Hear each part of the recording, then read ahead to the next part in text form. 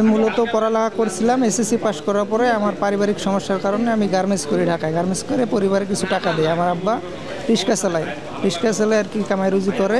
কিন্তু আমি 5 তারিখ শেষ যেদিন আন্দোলন, যেদিন স্বাধীন হয়েছিল দেশ, ওই দিন আমি আন্দোলনে গিয়েছিলাম।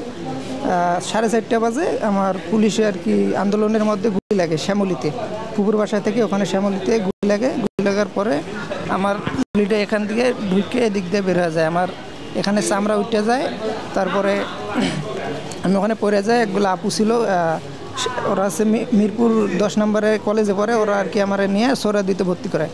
সোহরাওয়ার্দীতে ভর্তি করার পরে দেন আমার সোহরাওয়ার্দী থেকে পঙ্গুতে পড়ে, পঙ্গু থেকে রেফার করে ঢাকা মেডিকেল। ওখান থেকে এখানে আসি আমি।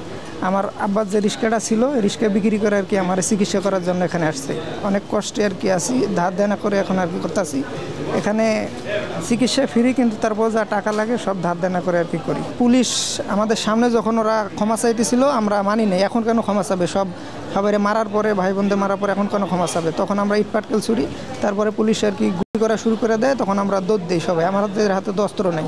তখন আমরা দৌড় দিই, আমার পিছন থেকে গুলিটা লাগে।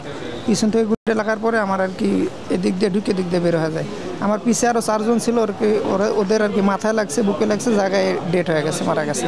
কিন্তু আমি দুর্ভাগ্যবশত আমি বাঁচি।